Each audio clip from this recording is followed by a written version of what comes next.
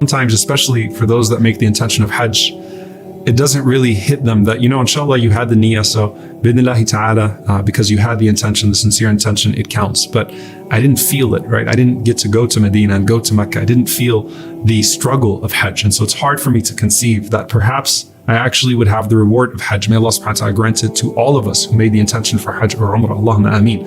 And then you look at this particular hadith where the Prophet ﷺ chose to talk about the people who wanted to go to Tabuk. Now remember, Tabuk was a difficult journey. It was in the heat of the summer, and it was a journey that the hypocrites did not want to go on because it just required so much, and they made all sorts of excuses. And the Prophet ﷺ is speaking to those who actually went to Tabuk, and they actually encountered all of its hardships. And he says, there are people that are not with you, habasahum al-marad, that they were held back by some sort of sickness, or al-udhr, they had some sort of excuse, but they have the same reward as you. So the Prophet ﷺ is saying that to the people that went under that huge journey, that undertook that huge journey with all of its hardships. And he's saying, sallallahu alaihi wasallam, look, there are people that have the same reward, even though they did not struggle the way that you struggled. So the sincerity of intention is important. And it's something that we have to always remind ourselves of, that innamal a'malu binniyat, that actions are but by intentions.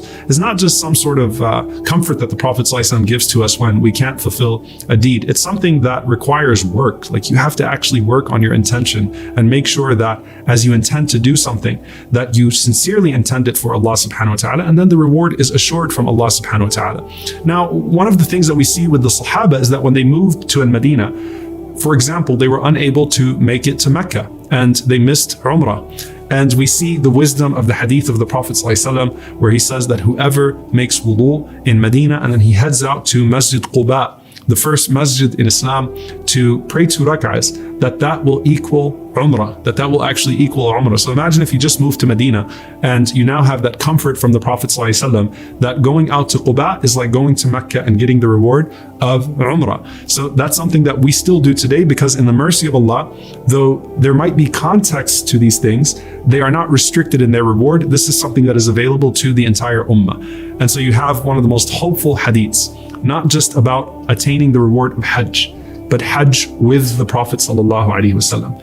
Imagine if you lived in Medina and everyone came back and you missed out, right? Think about the few people that did not get to go on Hajj with the Prophet sallallahu alaihi wasallam, and it's being referred to as Hajjatul Wada', the farewell Hajj. There's a chance that the Prophet sallallahu alaihi wasallam won't go out again. And so people are really remorseful and regretful that did not go with the Prophet sallallahu alaihi wasallam. And there's this particular woman, Sinan al-Ansariya, radiyallahu ta'ala anha, who was so sad because she wanted to go on Hajj with the Prophet ﷺ, but she was unable to. So she goes to the Prophet ﷺ and she complains to the Prophet ﷺ about her situation, that, Ya Rasulullah, I missed Hajj with you. So this is after the Hajj. And the Prophet ﷺ says, well, what stopped you from doing Hajj with us, O Sinan? And she said, my husband only has 2 camels. He used one for himself to go out with Hajj for you, and the other camel is for irrigating our land. So I had no way to actually go out with Hajj or for Hajj with you, sallallahu alaihi wasallam. The Prophet ﷺ could have given her a specific answer to her situation. He could have said to her, for example, that, you had the sincere intention, so inshallah it counts. And that would have been true to everything that the Prophet ﷺ had already said about so many other things. But instead, a gift to the entire ummah. The Prophet ﷺ says to her, if you can go out in Umrah in Ramadan, فَإِنَّ عُمْرَةً فِي رَمَضَانَ تَقْضِي حَجَّةً مَعِي. If you do Umrah in Ramadan, it is equal to doing Hajj with me. Notice the Prophet ﷺ did not tell her to go to Hajj next year, because the Prophet ﷺ knew that he would not be around for Hajj next year. But he gave a gift to the ummah. May Allah reward Sinan for asking the Prophet ﷺ that question, because when you see the haram in normal circumstances full in the time of Ramadan and the people flocking from all over the world, know that that is the reward of Hajj with the Prophet ﷺ. Now you have all of these various deeds, and this is something that I want to end this series with, because these are things that are accessible to all of us bi'idhnillahi ta'ala, and they all equal Hajj. And these are all authentic narrations that I'm going to share with you. What are the deeds that the Prophet ﷺ mentioned? Equal Hajj. Number 1, the most famous and the most common, the Prophet ﷺ said, whoever prays in jama'ah, whoever prays in congregation and remembers Allah from Fajr, so prays Fajr in congregation and remembers Allah until sunrise. So they make dua or they do dhikr, they remember Allah subhanahu wa ta'ala in one of the legislated ways. and then they pray 2 rak'ahs after sunrise, Salatul Duha. The Prophet ﷺ said that that person has the reward of Hajj, Tama, complete. The reward of Hajj and Umrah, complete. So that's something that you can do on a regular basis. You could pray Fajr and you could stay until sunrise, and that is the reward of Hajj and Umrah.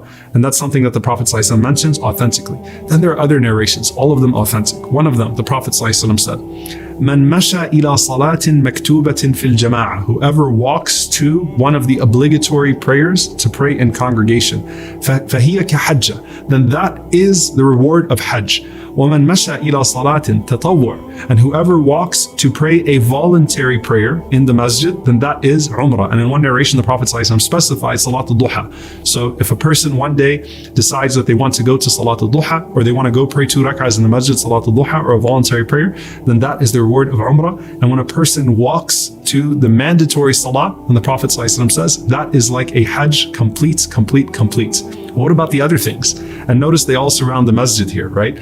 The Prophet ﷺ said in another authentic hadith, من غدا إلى المسجد لا يريد إلا أن يتعلم خيرا أو يعلمه. Whoever goes out to the masjid and what they want, the only thing that they want is to learn something good or teach something good. So both the student and the teacher, when there's a halaqah and you go out to the masjid, to one of those circles of remembrance. And think about this, by the way, in the age of everything being virtual now, especially post-COVID, right? When things open up and you actually have the opportunity to go and listen to something in person, attend a class live. The Prophet ﷺ said, كَانَ لَهُ كَأَجْرِ حَاجٍ, that person has the reward of a person who went out for Hajj, Tama.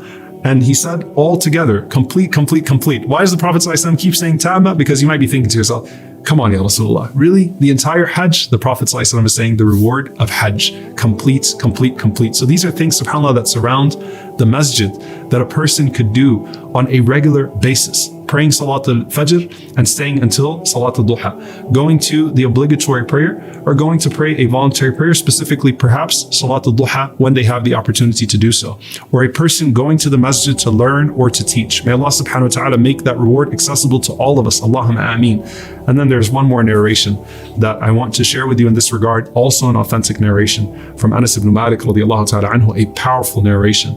He says that a man came to the Prophet sallallahu alaihi wasallam, أتى رجل النبي صلى الله عليه وسلم فقال إني أشتهي الجهاد. He said that I want to go out and fight for the sake of Allah subhanahu wa ta'ala. I desire to go out and fight for the sake of Allah subhanahu wa ta'ala, to struggle in the path of Allah. وإني لا أقدر عليه, but I don't have the means to do so. So I can't go out in Tabuk, I can't go out in Hunayn. Ya Rasulullah, I'm unable to do so. What was the answer of the Prophet ﷺ? He said, هل بقي أحد من والديك? Are either of your two parents still alive? قال أمي. He said, my mother. The Prophet ﷺ said, فَأَبْلِ اللَّهَ عُذْرًا فِي بِرِّهَا. The Prophet ﷺ said, then show your closeness to Allah, come close to Allah with your intention. Strive and struggle by obeying her, by showing her goodness, by giving her good companionship, by serving her.